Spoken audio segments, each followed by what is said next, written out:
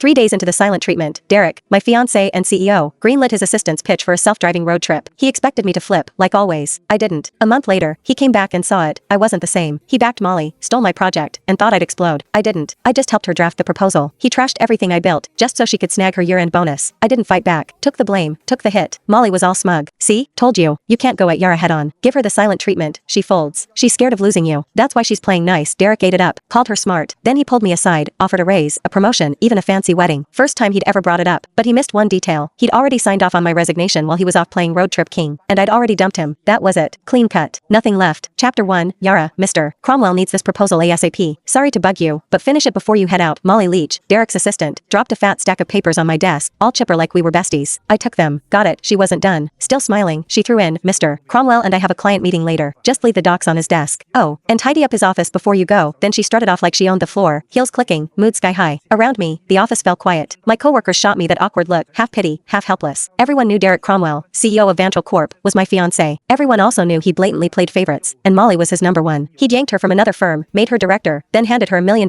project I'd busted 2 months bringing in and prepping. When I pushed back, he called a team vote, thinking everyone would back him. Wrong. The whole team voted for me, except him. Molly got 1 vote. His. He lost it. Accused me of stirring up cliques. Didn't just take the project away, he demoted me in front of everyone and slashed the salaries of the people who'd backed me. Nobody dared speak up. Later, he apologized. Said didn't want it to look like favoritism. Claimed Molly might feel left out. I used to believe that crap. Now, it's a joke. Molly couldn't even keep up with our interns. Didn't want it to look like favoritism? Please. He was straight up playing favorites. Everyone saw it but him. I heard footsteps upstairs and looked up. Derek. He showed up at the stairwell, glanced my way, then walked out without saying a word, changed into some casual suit. Even from here, I caught that cedar cologne. He never used to wear cologne. That one? Molly's gift. Yeah, he knew exactly what he was doing. He'd been pulling this kind of stuff for years. It started after I found their goodnight texts. Couldn't stay quiet. I confronted him. Chapter 2. Derek said I was being petty. Then, like it proved some point, he used it as an excuse to make it official and moved Molly to work directly under him. The more upset I got, the harder he leaned in, dragging her to every social event, serving her food, even wiping her mouth at company dinners. When we fought, he'd ice me out. When I apologized, he'd round up his buddies to lecture me like I was some jealous mess. For a while, I actually blamed myself. Thought maybe I wasn't generous enough. Thought maybe that's why we ended up here. But on day 3 of one of his silent treatments, when I was too sick to even sit up and he still packed his bags for a trip with Molly, I gave up. That's when it hit me. He wasn't trying to be noble. He just used my pettiness as a shield so he could keep doing what he wanted without feeling guilty. Even if I hadn't caught those late night chats, he would have just found another excuse to be with her. After their latest business trip, they were still grabbing dinner, drinks, playing tennis, same routine. But something between them had changed. I could feel it. Not that it mattered. 5 years together, and it was done. This whole mess had dragged on long enough. I was the last one in the office, finishing up the proposal. Checked my phone. Molly had been busy posting. Campbell at dinner at some fancy spot. 2 plates of steak. Derek, all polished and perfect, cutting hers for her. Caption, steak cut by the CEO himself. It has to taste better. The comments were full of heart emojis and fangirling. A few clueless people even asked when the wedding was.